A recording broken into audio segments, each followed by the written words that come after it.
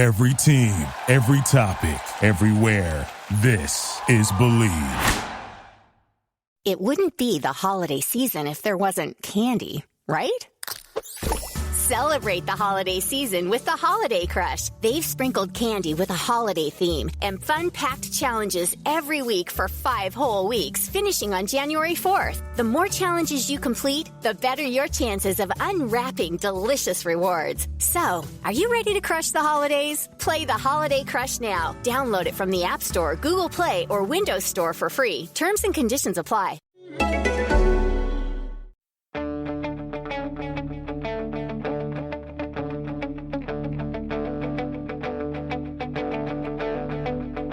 Ich warte seit Wochen auf diesen Tag und tanz vor Freude über den Asphalt.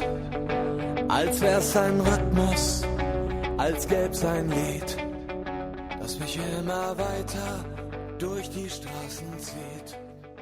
Komm dir entgegen. Hello, welcome to Gegenpressing, the Bundesliga podcast from the Football Grad Network.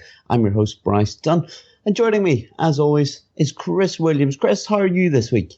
Bryce, very well, thanks. Stumbling towards the season slowly now. Pre-season games have got underway, so a couple of weeks and we'll be back to match day action. Yes, we will. Very eager for it, aren't we? But as always, we say we've got plenty to discuss, haven't we? Joining Chris and I, as always, is Manu Veth as well. Manu, you're still in Germany, aren't you? Yeah, I'm still here. Last 24 hours before I'm heading back to the West Coast. It's been a long trip, 2 months.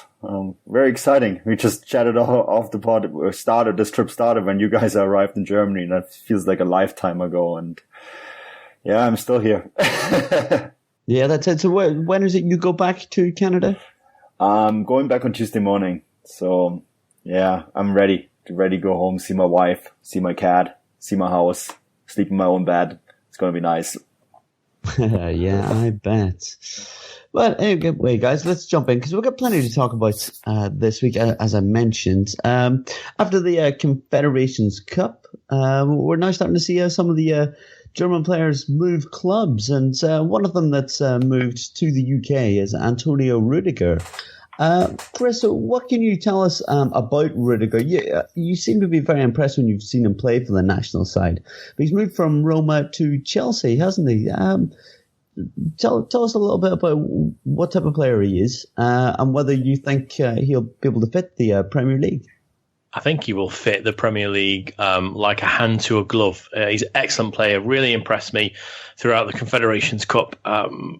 He was sort of thrown into an unfamiliar role. He's normally more used to playing in a bit of a back four, but he's such a versatile defender. Chelsea have got themselves a real gem. I don't know many defenders who can play right back, left back, and can also play either on the right or left side of centre-back. And that's what they've got. They've got a very multi-role defender. He's a big lad as well. You know, he's a bit of a giant, sticks right out.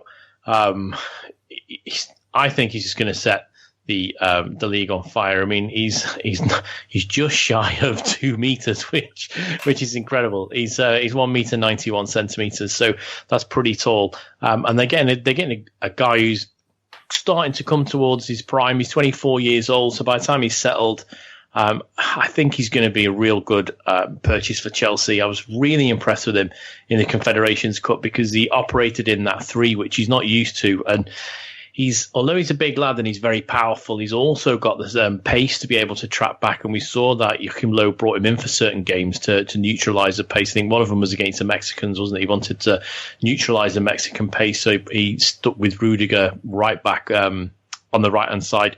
And also he's played on the left-hand side occasionally, but he is a really, really good player. And Roma seem to have, I don't watch that much Serie A, but they've let a couple of really good players go out the transfer window. I'm surprised they let him go, but obviously, they think they can backfill that position. But Chelsea have got themselves a really good player, and I will watch his performances in the Premier League with interest because I think he's got all the wherewithal about him to become probably one of the best defenders in the league. Amanda, how do you feel about this move? Do you think it's a good one for a player and club? Yeah, it's an interesting one because it was actually already supposed to happen last year. But then he got hurt at the training camp for the German national team for the European Championships. He tore his ACL, I believe. And he was already pretty much signed at Chelsea. Everything was gone through, and, a ruptured ACL, that's a 6-month break. It didn't take him quite that long. He came back pretty quick and, recovered very well, and has played some 26 games, I believe he played for Roma last season, despite, starting with an injury like, a heavy injury like that. And, that's something that impressed me, but it meant, of course, that the last summer the deal was off. Antonio Conte really wanted him at Chelsea last summer, and we all kind of expected that this deal would happen if he can confirm his abilities, for one season at Roma. And then he did. He played very well, and then he played very well at the Confederations Cup. I thought he was actually one of the best players at that tournament, simply because despite his size, and, Chris, you mentioned that, and that's something that I pointed out during all the previews that we did at the Confed Cup, that because he is a big lad. I met him after the game, after the final against Chile, and, I saw eye to eye to him. You both know I'm quite tall myself. I'm almost 2 meters myself, and I looked eye to eye to him, and he's a big guy. I think he's 95 kilograms as well. So that's, there's a big frame there, but he doesn't move like a big guy. He's very agile. He's very quick. He does very well, turning and, getting across really fast. And he's very good at playing in that 3-man back in the defense. And one of the big questions going into this tournament was, you have Joachim Löw switching to 3 defenders in the back. Who's going to be the third defender in the back next to Mats Hummels and Jerome Boateng? And I think during the tournament we got the answer, because Antonio Rüdiger was the best of the defenders playing for Germany on a regular basis. And we know that Conte at Chelsea likes to play with 3 in the back, right, guys? So I think he's going to be an excellent fit there. And I think it's something that is a bit overdue because of his performance levels, and I think he's going to be a marvelous player there. I'm actually going to definitely follow his next few steps. I'm with the player he is and the abilities that he has, and, German players, there's a bit of history there at Chelsea, with Ballack, of course, having done quite well there. So I think he will fit in quite well. I think what we've seen this last, 48, 72 hours, especially in the Premier League, has been some quite highly inflated prices. And he's been bought for just under £30 million, which I think is a fantastic, I'm going to say bargain for Chelsea, because I'd say his market value is under that at £20 million, but we all know that market value doesn't really mean anything these days. But for them to get him for £29 million, I think that's a really good steal, considering some of the prices that have gone, especially if you look how much Lukaku's just cost. Now, sometimes it's hard to say, the difference between strikers and defenders. Strikers will always sometimes take a little bit more money, and they'll always be a little bit more expensive. But inflated prices tend to lead to inflated prices everywhere. So for them to get him for £29 million, I think that's a fantastic deal. Yeah, it's an interesting deal too, because I think that's the deal that they negotiated last season, and I almost wonder if they had that deal already in place and they just concluded it this season. They parked him there to see how he does, because that's exactly the number that floated around last year, and it hasn't moved a bit. And now we see that transfer concluded. It was pretty much an open secret, and Chelsea got their man. Roma made a handsome profit, and another club that made a handsome profit is Stuttgart, because they actually had a clause in that I believe they get 20% off from this deal.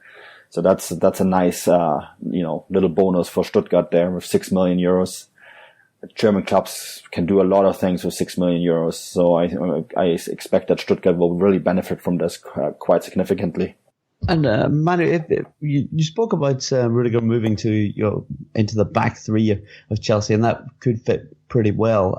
Do you see that Rüdiger moving into the back 3, for the German national side on a permanent basis? Obviously, he was there for the Confederations side, but that was more what was labelled a B team as such, wasn't it? Do you see him being able to step up soon and playing in that back 3 for the so-called A team? Well, there was always speculation before the tournament that the two players that could take the role next to Hummels and Boateng would, favorites to take that role would be Rüdiger or Mustafi. And Rüdiger had a far better tournament than Mustafi did at the Confederations Cup.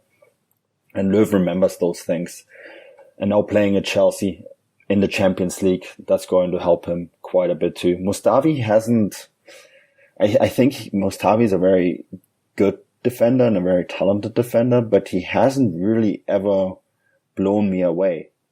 I've never seen a very big standout performance by him. And the other thing, he gave away the ball in that goal that Sanchez scored, and there was a few wobbles with him during the tournament. So I think that Rüdiger is probably the better bet. And Rüdiger, is a big guy and he can play football. He can open up from behind, and he, as Chris rightfully mentioned, he can play right back and left back as well. He's quite good at that, and I think that makes it very easy for him to play that position. So I expect, we'll see him regularly starting for Germany now. Nice. Well, exciting times for Chelsea. It seems like they've got themselves a hell of a bargain. As Chris said, everyone seems to be moving for 70 million these days, or rumored for that. So, let's just see how he gets on. Hopefully it all goes well for him. But speaking of defenders moving clubs, Chris, Dortmund have let go of Matthias Ginter, and he's moved on to Borussia Mönchengladbach for what's talked about 17 million euros. Were you surprised by this? Were you disappointed, or do you think this is going to be a better move, maybe for the player, or what's your view as a bit of a Dortmund fan? I think this is a really good move for him. Since he arrived at Dortmund Freiburg a few years back, there's always been talk: is he going to go the end of each year? So he's finally gone now, and he's been wobbly on occasions, and evidently wobbly. You think we look back. One of the Hertha Berlin game, I think, where he was there, and he was one of the wobbliest. It just didn't. I'm not going to say he wasn't good enough to play for Dortmund. He seemed to be a square peg in a round hole, and he played plenty of times last season. He played 29 Bundesliga games. He played 8 Champions League games. Played in the Pokal. Played in the final. Played at defensive midfield in the final. Obviously, he's naturally a centre back, but he can play right back, defensive midfield, or right midfield at a push. I think this will be a good move for him, and Gladbach should really get the best out of him. It'd be a fresh start for him. I just feel like he never properly settled at Dortmund, and therefore he wasn't able to show the best of him. And there's times last season I slated him, and retrospectively might have been a bit harsh, but I don't think him and Dortmund were the best fit, and it was more of a case of when, not if, he was going to leave. And obviously Bosch has come in and made the call that he doesn't need him, so he's moved on. And I'm glad he's gone to a club of equal stature. Gladbach are a massive side, real good pedigree and history behind them, and I think he'll do really, really well at Borussia Park. Manu, what's your opinion on Ginter's move? Would you agree with Chris as good for the player, and that maybe he just didn't really fit in at Dortmund? It's a strange one to me. I think that Ginter has all the tools to be a very good defender, and I never quite understood why he wasn't appreciated at Dortmund. I know there's some stats that highlight that he made some mistakes, but he isn't exactly a defender that is a defender that makes a ton of mistakes either. And the way Dortmund play in defense, you will always fall into that category of defenders that make more mistakes than other defenses. I think he was ranked 18th or 17th, so that's not exactly high, considering how Dortmund's defense was playing under Thomas Tuchel. And I think, given the amount of minutes he played, the amount of games he played, you should have actually always looked at Ginter as a player who was a starting 11 player, right? But it's for some reason that never really was the case. And I think some of it had to do with when he came into Dortmund and that catastrophic last season under Klopp, where they were in a relegation spot at some point during the season, right? I think they finished 18th the first half of the season, which is, when you think about it now, is crazy, but it's true. That's what happened. And he came from the World Cup, joined Borussia Dortmund, and basically got into a situation there. And I think he never really recovered from that. And despite playing big numbers, there was always an air. There was always sort of a feeling around him that he didn't quite fit. Even if he played well, he didn't quite fit. And sometimes that happens, I think. A certain feeling sets in, a certain feeling and attitude sets in, and you don't shake that. And obviously there is a big value for Ginter, because, Gladbach paid 17 million euros for him, which is more than what Dortmund paid for him for Freiburg. Dortmund signed him for 10 from Freiburg. So they're actually making money on his transfer. So obviously other sporting directors and managers and coaches around the league have still view him as a very talented young defender. And I thought he was very good at the Confederations Cup as well. We spoke briefly to him after the final, and he was, you could sense that there was almost a sense of relief about him. So I think in a sense like that, it actually might be beneficial for him. Chris, I'm curious to hear your opinion about it, but I'm a bit worried that Dortmund, defense was already a little bit of a weak spot last season. A little bit thin. I know that Bosch likes to play with 4 on the back, so he's not going to play with 3 center backs. But that's still, if Subotic doesn't stay, that still leaves that area a little bit weak. I know they signed Saga from France, but is that kid already going to be ready to playing big minutes? What happens if Tropper gets hurt, or Socrates? There isn't really a big backup there, isn't there? No, there isn't. And obviously, they've got players who have got centre-backs as a secondary position. But, if Socrates, Bartra, Sven Bender... Yeah, Bender is always hurt, though. Always. Yeah, he is. And, Zagadou he's only 18, isn't he? Is he going to be ready? Flip that. Dembele, was he going to be ready? And he took the league by storm, but he's more of an attacking player. If you look at the squad on paper, technically there's 6 or 7 players that can play at centre back, but I don't know if they're going to be as strong as they could be. I think if he would have stayed, he would have been more of a bit part player under Bosch, which is no good for him, especially in a World Cup year or a World Cup season.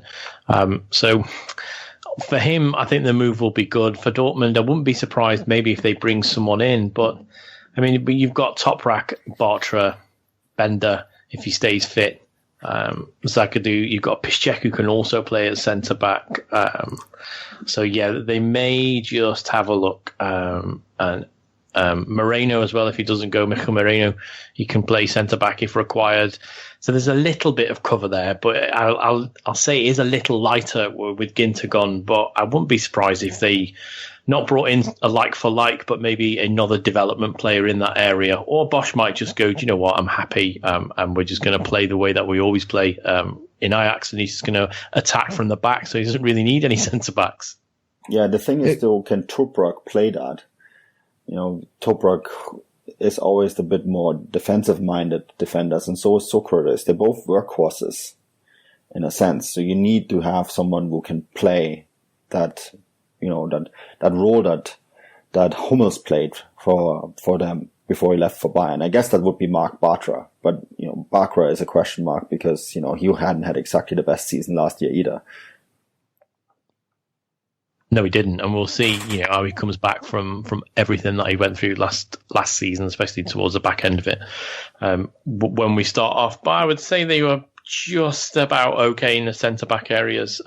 If they get an injury early doors, they may be having to do a panic buy before the window closes. Well, Chris, as we were mentioning, that it's maybe a little bit thin at the back for Dortmund. Is there anyone in the Bundesliga, or even in Europe if you want, that you think would be a good addition and a realistic addition for them? It's getting to that time now where sides are going back to pre-season training, and German market's exceptionally active. Pretty much as soon as the season finishes, those deals are already negotiated in place. So, contracts are signed as and when from the 1st of July. I think before the window opened, there'd been something like 25 to 30 transfers And coaches have already said, and sporting directors have already said, we've got our squads together now. This is it. We're ready to go into the new season. So, Dortmund can attract anyone they want. It's whether the teams around them are willing to let their players go now they're starting back in pre-season. That's the biggest fear I could have for them, is that if they identify a centre-back or identify a defender, let's just pluck one out of the air and say Jonathan Tah from Bayer Leverkusen, would they want to let him go right now? Because they're all back started, and you have to get to that point where if you're buying in 1 or 2 weeks, then you haven't really got the gelling that goes on before they start playing again. So they're in a little bit of a topsy-turvy time, and they could sign whoever they want at the end of the day, Bryce, because they're Borussia Dortmund. It's whether the teams that they want to pinch from will be happy to sell at this particular time. Interesting. Yeah. Germans do like to do their business early, it would seem, in the transfer window. But I would say that we'll still see a few twists and turns as time goes on. One that seems to be dragging on a little longer than was originally expected is Anthony Modeste. Is he going to China? Is he, is he not? Is he? We don't seem to know. And there seems to be tax issues as well now, Manu, doesn't there? What exactly is the latest on Anthony Modeste? The latest was that, last podcast, the news does that he is not going to go. And, now he is going. The Köln received a second offer from the Chinese, an offer that was supposed to be paid in one swoop, not different tranches like they like to do in China. German clubs don't like to receive money by 2 or 3 payments. They want to have one payment and that's it.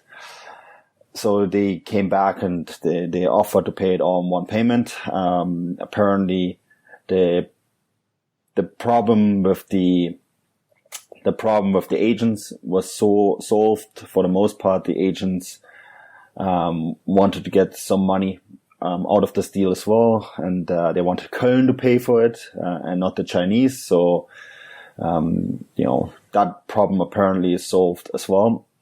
And Modeste has actually signed a contract with Tianjin Quanyin, and still is under contract at Köln, because Köln have not dissolved their contract with Modeste yet, because it seemed to be all done and dusted, but Modeste has now asked Köln to take out an insurance on German tax demands. Now, this sounds a little strange, and I had to really... That's probably because it is. It is very strange, and I had to actually research this a little bit, because I didn't really know what they meant by this, but he is actually going to leave his family and his house in Köln. He's not going to sell his house, and his club in China is going to pay his flights to go back to Köln on a regular basis, because he wants to keep living in Köln. Don't ask me how that's going to work. I looked it up. It's a 9-hour flight between Köln and China. I guess if you're into that kind of stuff, you can do that every couple of weeks. But that's what he wants to do. The problem is it's the tax laws between China and Germany are not very clear. So if he can't prove that he spends the majority of the year in China, he will have to tax his income in China and in Germany. Now, he of course doesn't want to do that, because all of a sudden the 11 million euros that he gets from the Chinese club shrink to next to nothing if he has to tax them in both countries, right? So he wants to have Köln take out an insurance. Again, this is so strange, on having to pay against paying taxes in Germany. And he wants Köln to pay for it. And Jörg Schmatke, sporting director of Köln, big surprise, said no. Well, yeah, it all seems like a bit of a mess. And I think Chris is right in saying that it's very weird. Chris, have you ever heard of anything like this? No, not at all. Never. I want you to sell me to this club, but I want to live here and I want you to pay my taxes, or you want you to take some insurance out so I don't have to pay any taxes after I've left. Well, Cologne are perfectly right in their stance. Once he goes, he's nothing to do with them anymore. So why would they want to take out some insurance just so he can, leave his wife and his kids in Cologne? If he wants to leave them there, then there's better ways of doing that. He could transfer everything over into his wife's name for a start, so he doesn't have a house there. That won't have. It's a mess. It's a mess, and it all comes. Agreed's the wrong word, but it all comes from the agents trying to get him the best deal. And for some reason, they're trying to lean on Cologne to pay an insurance waiver so he doesn't have to pay any tax, which is one of the most ridiculous things I've heard in football, full stop, not just German football, in football, full stop. Yeah, it's a funny one. I had to really research it because I didn't even know there was such a thing as an insurance for taxes. Apparently there is. But there's another issue now. He's under contract at both clubs now, right? Because when you do a transfer, your club actually has to dissolve your contract. Apparently he already signed the papers with the Chinese club and then went to Köln and said, oh, by the way, I've already signed a contract there. But before I dissolve my contract with you, I want you to take out this insurance. Now, this could have some ramification because FIFA doesn't allow you to be under contract with both clubs. So if Köln say no to this, he would be still under contract. He would be under contract breach. And that would actually mean that FIFA could investigate him for contract breach. And we all know how serious that can be from the Hakan Çalhanoğlu case that we had to deal with earlier in the year. Hakan Çalhanoğlu, of course, got a 6-month ban for a contract that he signed as a 17-year-old with a Turkish club and never honored. So I think he's digging a bit of a hole for himself, to be honest. And do you think that this is going to affect Cologne's transfer dealings this summer? They may have players lined up expecting to have already had this money. I would imagine, right? I think they're fine because, for the first time ever, they're debt free. And the new television contract has kicked in Germany, which is quite significant. So I think it's doubled for them, and their good result last season means that they're getting 45 million euros from the television deal alone. And if you don't have any club debts, then, that you can be easily afford keeping Modeste and sign players. And I think they made 20 million euros of profits on transfers over the last 2 seasons, and they only spent about half on that. So there's money. They don't care. If Modeste is going to end up staying, I don't think that's going to be a major issue for them. They already signed Cordoba from Mainz for 17 million euros, which is a big transfer for a young Colombian striker. So, I don't think they care. If they get Modeste's money, then I think they're going to be happy about that. And there's big talks about them expanding their stadium. So they're gonna just put that in the rainy day fund. And if they don't, then, they'll just keep him. But currently it's a bit of a mess because, we all thought now, well, he's going to be gone, but then he throws another one at them and makes this transfer even more complicated than it already was. And if he's already signed for the Chinese side and he doesn't go there, then they will, I would presume, or I'd assume, that they would lodge a complaint with FIFA, so it'd be investigated then as well. Oh yeah, he's in trouble. I think, in the end of the day, it will just boil down to it that he will just have to accept that Köln will not do it, and I expect the deal will go through. It's just, I think it's such a great example because he's such a journeyman. He's always moved from one club to another, and people have obviously always made money off his transfers. He's always stayed at a club for about 2 years, and he's always improved, as a player. But it's a soldier of fortune is maybe the wrong term, but he's definitely someone who follows the money trail. And it's the kind of transfer story that really displays the dark sides of the football transfer world these days. Because we're talking about insurances, taxes, China, tons of money, more money than a player of his level. And I don't care that he scored 25 goals, it's worth. And 2 or 3 agents that are coming from his family circles, a player who always doesn't know the real financial situations. And I don't know the exact details, but it feels like he is not exactly in control of where he's going and what he's doing. And it is a bit of it's a story of how the transfer world has developed and how players are basically being shipped around and becoming a commodity, but also at the same time just looking for the next big, paycheck. And yes, I understand they're professional players, but this is a point, where it almost becomes ridiculous. But as you said, you can see the deal going through in the end, but I suppose just not with the tax breaks that he wishes, right? Oh yeah, I think there is a solution. I mean, he signed a contract with Tianjin, and Chris is right. If he doesn't honor it, he's set to lose a lot more than, potentially paying taxes in Germany. Yeah, we'll just have to see how that one pans out. But I would say that you guys are right. I can't see him getting any type of tax break like that. Just absolutely ludicrous, to be honest. But anyway, we'll stop talking about that madness. I'm sure we'll have an update soon on it. But another player that's moved, leaving the Bundesliga, would be Douglas Costa. He's finally left Bayern Munich. But Chris, am I right in saying that this is a loan move with a deal could then go through after that? Yeah, that's exactly that. So it's a loan move with it's an option to buy, isn't it, at the end of the season? It's kind of strange for me because he exploded when he came into the league at first. When he arrived, he was everyone was talking about him. In his first 7 matches, he had 10 assists and 1 goal, and he scored on his debut. He was doing everything right. He was talked about, one of the best left wingers in not just in Germany but in Europe, and that Bayern had unearthed a treasure. When they got him, and he played that season. He had a little bit of an injury in his first season, but he played the majority of that season in both the league and the Champions League, and he's just sort of seemed to have fallen out of favour just a little bit. And he had early on in the season just gone, he had his hamstring injury and he had a little bit of a knee injury, but he started to become a bit of a bit part player under Ancelotti, and especially last season. And yeah, it's no surprise really. I mean, the last few games he was left on the bench. He was on the bench against Mainz and Wolfsburg and left on the bench for the last day against Freiburg.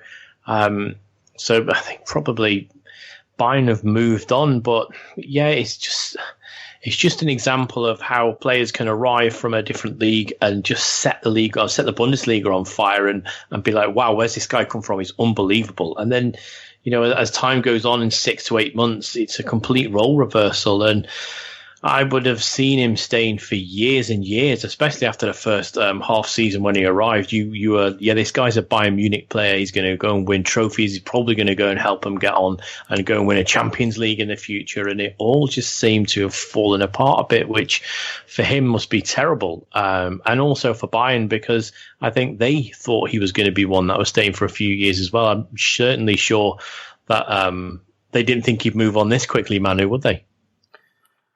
Yeah, it was really all last season, wasn't it? Because he did quite well under Pep Guardiola and Carlo Ancelotti. We had Susi Schaffer, and she is not the biggest fan of Carlo Ancelotti. And one of the reasons was that he wasn't really good at getting the best out of Douglas Costa. I still think Douglas Costa is a good player, and I think that Carlo Ancelotti sort of struggled bringing in younger players to put a little bit of heat on the likes of Frank Ribéry and Ian Robben. And Douglas Costa, I mean, I thought when he came to Bayern after he played that first half season there, he would be the future. And now, I mean, we just got the message through that the deal is pretty much done. It's a loan to buy deal, as they call them in Italy. It's a way to not right away have the player register as a player. Juventus have some problems with the non-EU rules in Italy. There's only 2 non-European Union players you can buy from abroad every season. And then they had to figure out a way to make the deal financially viable. But apparently it's going to be a 35 million euro deal all around. So Bayern are actually making money on this transfer. They bought him for 30 million euros from Shakhtar Donetsk. I think it's a little bit sad to see it happening, because we all expected that it would go better, but sometimes the chemistry isn't there. And I think Carlo Ancelotti, we all know that next season is going to be a tough one for him, because he will have to show that the decision he's making now and building the squad and trying to win not just the championship, but maybe even the Champions League, the decision he has made last season and over this transfer summer, that they are the right ones. And I'm curious to see what Bayern are going to do. I'm really curious to see what this will mean for Serge Gnabry. There was a lot of talk about him being loaned out to get playing time for another season. Hoffenheim, he seemed to be the likely target for that, for a loan deal. I'm curious to see if they're giving him now the chance to maybe play right away, big minutes, or if they are going out. There's still a little bit of hints and talks about Alexis Sanchez. So we'll see. We'll see. But I think, Chris, personally, I believe that Carlo Ancelotti will have to will be asked some tough questions if Douglas Costa will work out at Juventus. And the fear that I would have if I was a Bayern Munich fan is he wasn't able to bring Costa on. Is he going to be able to do that with Gnabry? Because we've talked at great length on previous pods where Carlo Ancelotti is the type of manager who comes in and he takes over established players and he guides them to Champions Leagues and he guides them to leagues and he guides them to domestic cups, and he is a guaranteed winner with a very, very good side. I think, how is he going to be able to develop these young players that Bayern are having to bring through now? Because obviously their older guard are either getting too old to play or on the fringes are too old to play, or they've just retired. And I fear now that with Bayern a little bit of a more youthful squad with some younger players coming in, I don't know if Ancelotti's got that in his locker to be able to develop these guys. And it could be a real sense of changing tides. If you look at the likes of Leipzig, if you look at the likes of Dortmund and Hoffenheim, who seems to be the complete flip side of that. They're a young squad with young managers who are able to play excellent football. And I think with Costa going, and if it is Gnabry that steps up, we all know what a raw talent he is, and he's an absolute talent. We saw that when he played against San Marino, and we've seen that when he's played throughout the back end of last season. It's just, can Ancelotti develop him to get the very best out of him? I'm unsure if he can. Yeah, we had an interesting conversation with someone who does scouting work a bit, Thomas Farines, who's part of the Football Grad Network, and we had a long conversation about this, and he's followed Carlo Ancelotti quite a bit throughout his career, and we said, has Carlo Ancelotti ever developed a talent from the academy to a big player? And we both thought, and no, he hasn't. He's never done it. He's never brought in a player from the academy and turned him into a superstar. And that's his philosophy. You know, he's done very well as a coach. He's a very good coach, but he's not a coach to bring players up from the academy. And Bayern have a few very good players in their academy. And, you know, Bayern expect those players to be integrated because that's the German way. You know, Bayern are not, despite being the biggest purchaser in German football, they're not a club that spend crazy money like the likes of Barcelona do, or Real Madrid, or the big English clubs. They just don't do it. It's not part of their football philosophy. Spending 40 million euros on Tolisso, that's big money for them, right? That was their biggest transfer ever. And that's because they know that they can supplement their very strong, or traditionally strong, youth academy with players from abroad. And that's something that has fallen under the wayside under Pep Guardiola and now Ancelotti. And now Guardiola at least brought in Kimmich, right? He managed to integrate Kimmich as a young player. And I wonder if that is the approach that's going to be sustainable for them with Carlo Ancelotti. And I think that's something that he will maybe have to show them this year. Then, you know, there's a young defender, Felix Götze, who's banging on the door to get into the first squad. There's, of course, Mario Götze's younger brother. There's a young American named Thielemann in Bayern's youth academy, who they believe, a young German American, who they believe could be a very, very good player in the future. And I think in the short term, he will have to sort of integrate them. And then, of course, some of the players they signed, you mentioned Gnabry, but Niklas Süle, he will need playing time to develop. And I'm wondering if Ancelotti will give it to him. And I think that's something that that's a question he will have to answer to the Bayern faithful, but also Bayern's management. And want to have a strong German face and have that foundation being young German players and players from the region at the club. So I think that's something that this season he might have to change his mantra a little bit. Well, do you see it also affecting likes of Kingsley Coman and Renato Sanchez? You know, the fact that Ancelotti's at the helm. I mean, do you see him allowing these players to flourish, or do you think they're going to have to wait maybe one more year until a different coach, does come in? Yeah, maybe. I think Kingsley Coman's Bayern spent a lot of money on him. You know, that was a loan to buy deal where they had the clause, and to activate the clause that was 20 million euros. Again, that doesn't seem like a lot of money in England. It's a lot of money in Germany, even for Bayern. And they paid, I think, 5 or 6 million euros to loan him in the first place. So this is a young player that they paid 26 million euros for. You don't spend that sort of money on a player like that without having the expectation that that player will do very well. And it's now up to Ancelotti to make sure he will do really well. And what about the possibility of Alexis Sanchez? I mean, he's been linked with Bayern for months now, well before even the transfer window opened up. Is this seemingly dead, or do you think maybe because Costa's moved on, then all of a sudden it might be a possibility again?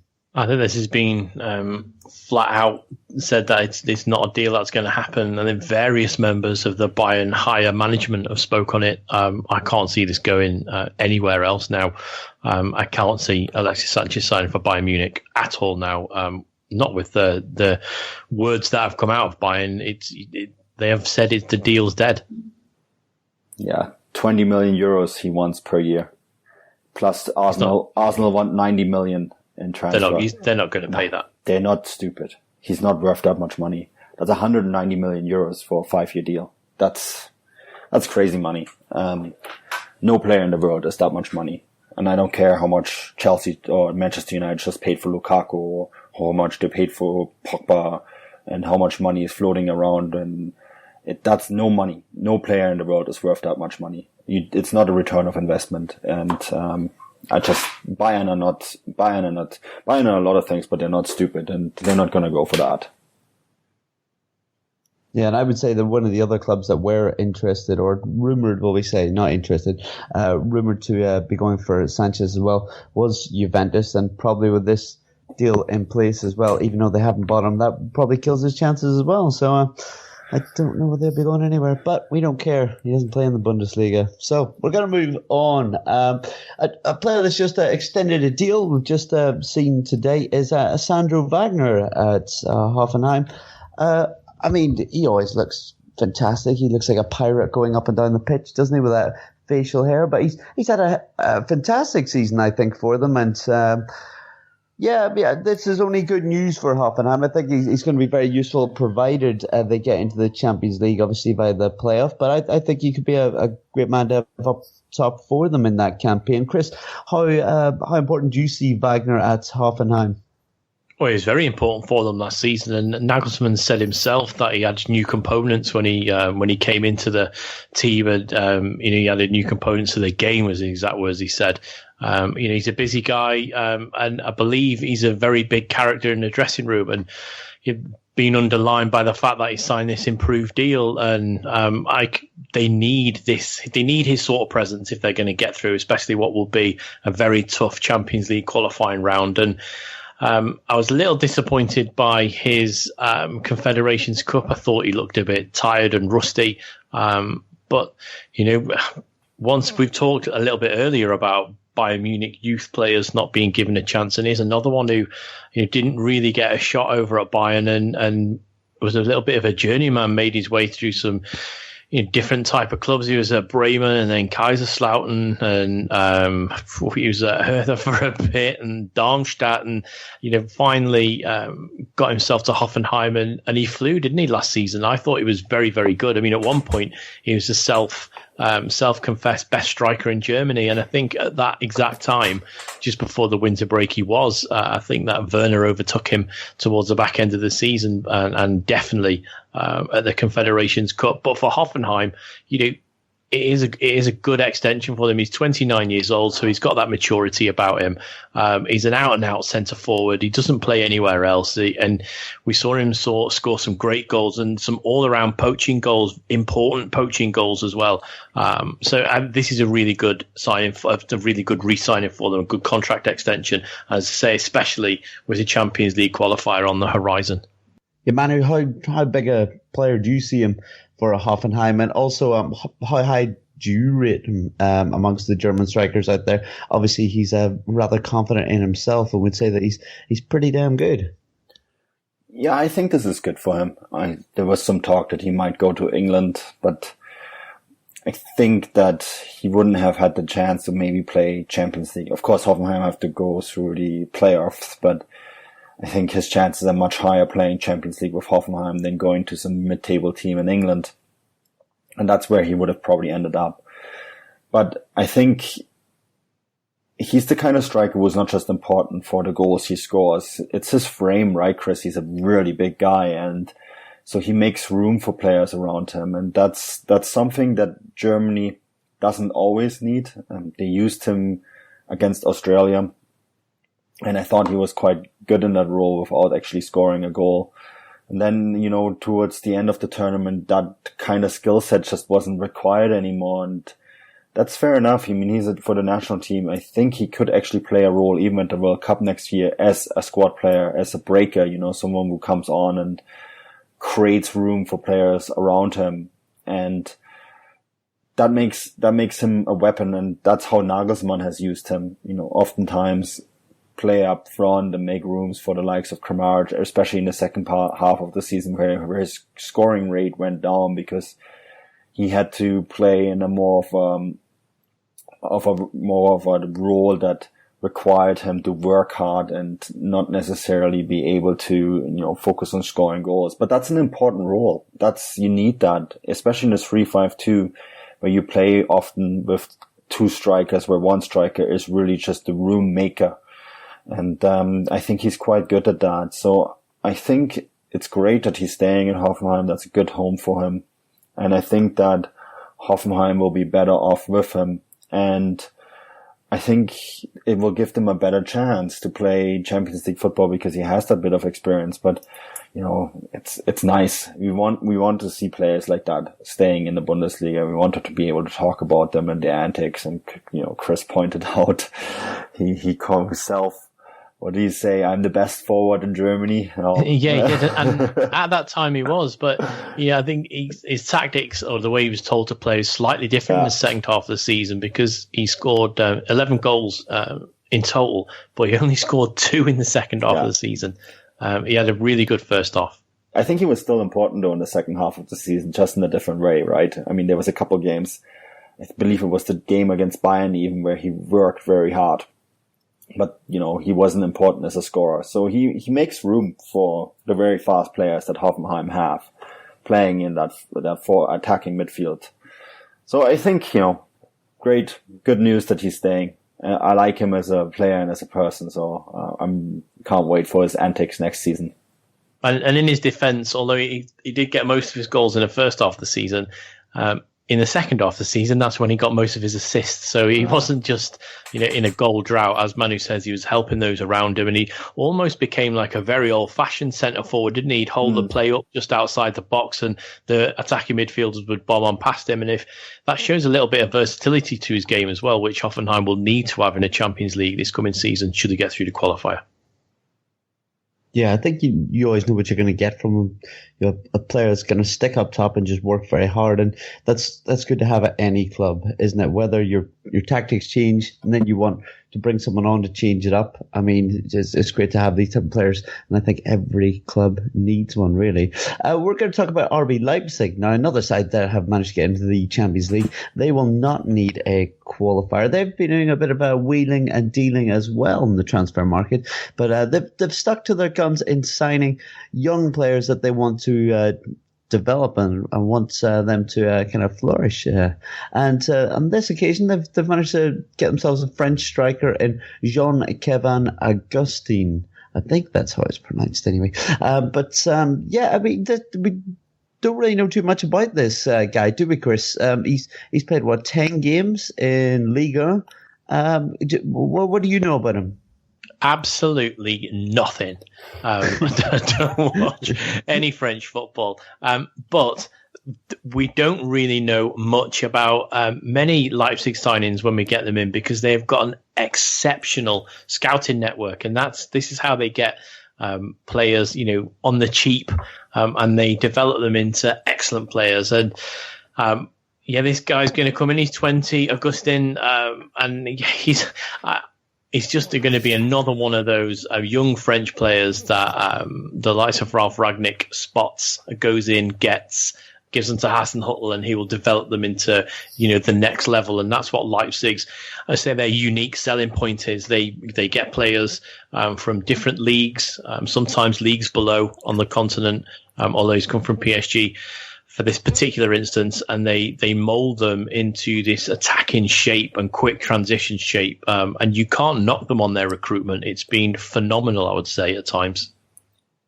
And Manu, what can you tell us about Augustin? Do you know much about him? I mean, it seems that that's the Leipzig way, to bring in players and develop them, just like what Chris said. But can you actually fill us in a little bit more about him? Yeah, I actually written an article on him today for Fußballstadt.com. And Augustin is a funny one because he's been popping up on various rumors. He was heavily linked with Borussia Dortmund. He was heavily linked with Hertha Berlin last summer. He was then linked again with Berlin last winter. And then he was linked with Berlin, Leverkusen and Dortmund again this summer. And then he ended up in Leipzig. It's a lot of talk about a young striker who hasn't played a lot of football. 189 minutes in Ligue 1. It's not a lot. He scored 1 goal. He played he had a short game in the Champions League against Ludogorets. Again, just a few minutes played. So that's not a lot of minutes he's played, but yet there's a lot of talk about him and about his talent and the level that he can reach. And I think, the price tag of 30 million euros, considering the few games that he's played, there is obviously something to him. And Ralf Rangnick is very good at spotting players, especially in France. When you look back, Dayot Upamecano, he bought him in France, and Naby Keita, he was brought in from France. This year Konate brought in from France. So that seems to be the spot that Rangnick goes to. Rangnick is the kind of guy who identifies a certain country and identifies that country as being the place where the talents he needs to play a certain style of football get developed at that stage. At Hoffenheim and for a while he was very into bringing in Brazilians because that was the way he wanted to play at the time. And right now France is the conveyor belt for talents, just like Germany and Spain is. And French players have that very strong athletic ability. Augustin is a great example for that. He is what we call in German Modellathlet, a model athlete. And I think that's why he goes after them. We saw the way Leipzig play. They played a really high pressing, high intense game. Players need to be super fit to play it. And so he needs players that can play that, and French football does that. And I think that's why he went after him and was willing to spend the amount of money the amount of money he paid for him. Or the examples of Bruma is another player, who he bought from Galatasaray. It's another player who was very athletic, and they need that because the one reference point that we always have is that game against Bayern, where they took off Yusuf Poulsen and Werner, who were two very athletic players as well. And their attacking play just fell flat. And, they gave away a 3-1 and 4-2 lead and lost the game 5-4. So they're strengthening their squad and they're making their squad deeper so that they can bring in players from the bench, because next year it's going to be way more intense for them playing on two fronts. So they need a big squad and they need to bring in lots of players to make sure that they can play that style of football for a full 90 minutes. 2 or 3 times a week. Chris, with the different transfers that have come in, just like what Manu has been saying here, and obviously with the Champions League coming their way next year, do you think they'll be able to cope with it? I mean, it's a big demand. I mean, we've even seen clubs with more depth really struggle with the demands of balancing a European campaign and domestic one. Do you think that they're in the right stead for that, or do you think they're going to need another few players? Well, they're bringing players in, aren't they? They've obviously identified certain weak spots within the squad or areas they'd like to improve on. And Augustin's come in, pretty much just after Davy Selke's left and gone to Hertha Berlin. Rani Khedira left, went to Augsburg. Konrad Lammers come in from Salzburg. No longer a sister club, won't call them a sister club. They're from Red Bull Salzburg. I would say they've done some very good business. They've obviously identified that Selke and Khedira weren't quite at the level that they wanted to be to play in the Leipzig project, and they've let them go, and they've moved very quickly to bring in a couple of replacements. And they've, as Manu said, they've added the likes of Bruma from Galatasaray, and they brought in the young lad from Sochaux as well, Ibrahima Konate. Is that correct way to pronounce it? My French is awful. And they've a little bit of squad depth, and they've also said that no one's going anywhere, so they've got their established players and they're bringing new players in. You can only see that it's going to go well. The only thing I worry about Leipzig is that they're untested on this midweek weekend constant trail, especially when we look to the September, October, November area. The Champions League games are coming thick and fast, as are the league games and the domestic cup games. And I think then we'll have an idea of the depth to their squad and if they've prepared well enough. But as it stands at the moment, I would worry that they won't be able to do well on all three fronts, and they may just have to prioritise one over the other, and which one they want to do. I think that's we'll see that. For me, this coming season, if Leipzig can get out of the group stage of the Champions League, that will be the best achievement they can get, and then they can build on that the season after. I would like to see them be able to push whoever's going to be at the top again, if it's going to be Bayern again, or if indeed it's them. You would expect that they would be able to kick on.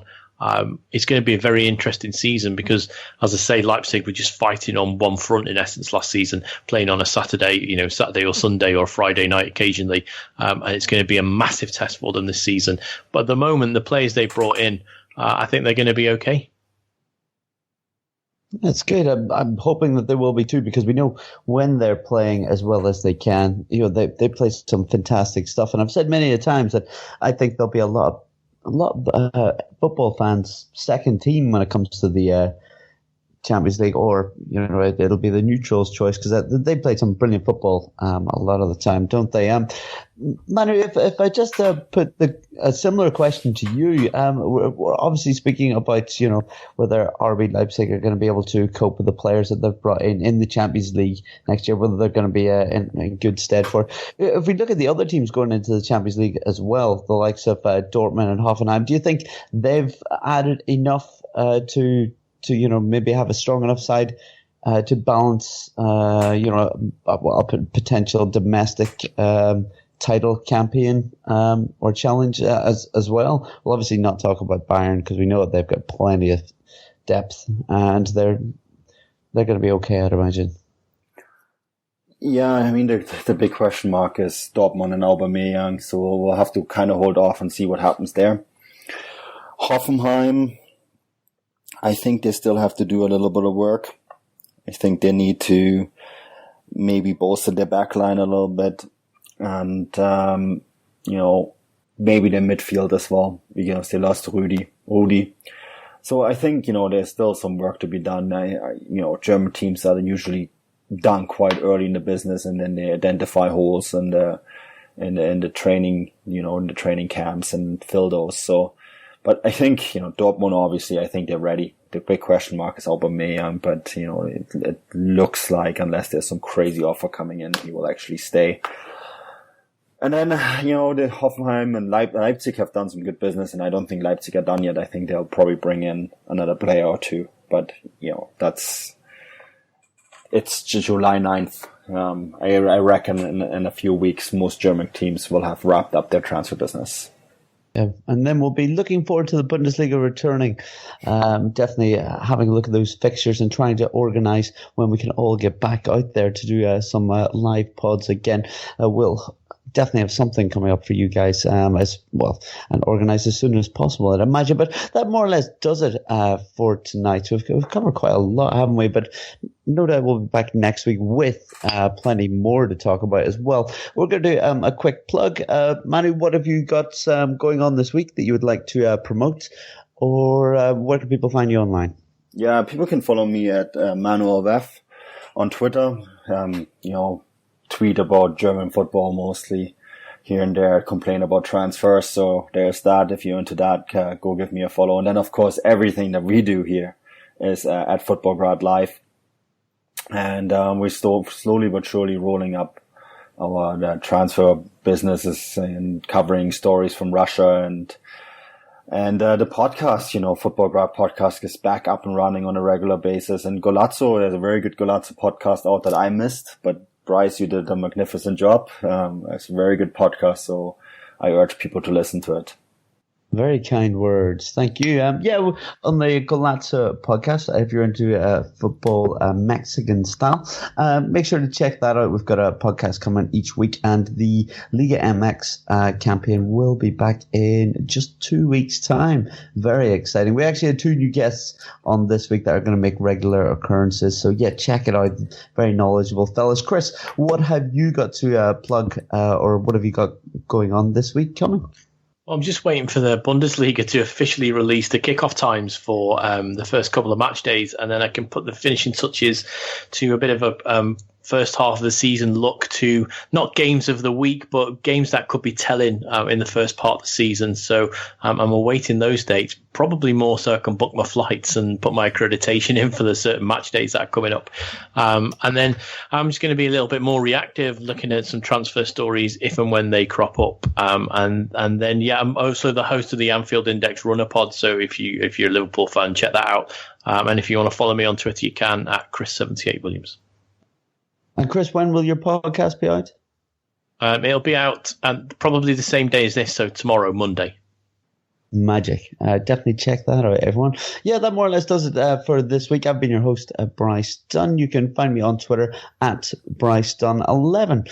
But yeah, until next week, we're just going to leave it there and say Auf Wiedersehen.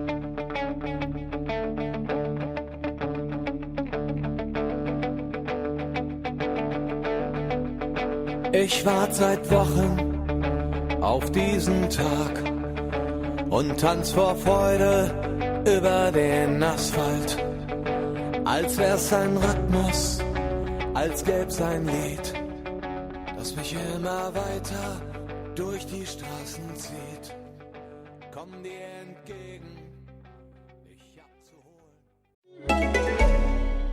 One gift that never gets returned? Trick question. It's 3 gifts: beer, wine, and spirits. And with Drizzly, you can send the gift of drinks right to your loved one's doors. Drizzly lets you compare prices from local liquor stores on a huge selection of beer, wine, and holiday spirits, then get them delivered right to that lucky someone's door in under 60 minutes. And right now, Drizzly is giving customers $5 off their first order. Just enter promo code JINGLE at checkout. Download the Drizzly app or go to drizzly.com. That's DRIZLY.com. It wouldn't be the holiday season if there wasn't candy, right?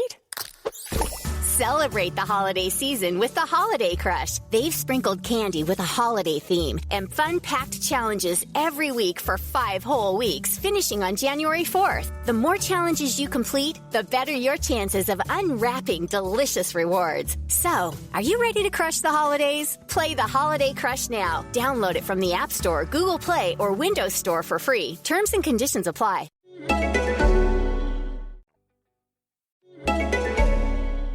We can get anything delivered, from furniture to toilet paper. And now, adult beverages with Drizzly. Drizzly lets you compare prices from local liquor stores on a huge selection of beer, wine, and spirits, then get them delivered right to your door in under 60 minutes. And right now, Drizzly's giving all new customers $5 off their first order. Just enter promo code EASY5 at checkout. Download the Drizzly app or go to drizzly.com. That's DRIZLY.com. What's up, folks? Anthony Armstrong here, former NFL receiver and host of Believe in Commanders. And with the basketball season here, you can now pick combo projections across football and basketball from the Specials League. It's a league specifically created for combo projections that includes 2 or more players from different sports or league. Now, if you need help making those selections, you want to play alongside some of Prize Picks' favorite players, you can now find community plays under the promos tab of the app to view entries from some of the biggest names in the Prize Picks community each week. Now, Prize Picks makes it easy to get in on daily fantasy sports. You pick 2 or more players, choose more or less in whatever statistical category, and then you rack in the winnings up to 25x on your cash on your DFS picks. Make your way over to prizepicks.com/believe and use the code BELIEVE, that's BLEAV, for a first deposit match up to $100. You must be present in certain states. Visit prizepicks.com for restrictions and details. Pick more or pick less. It's that easy. Prize Picks.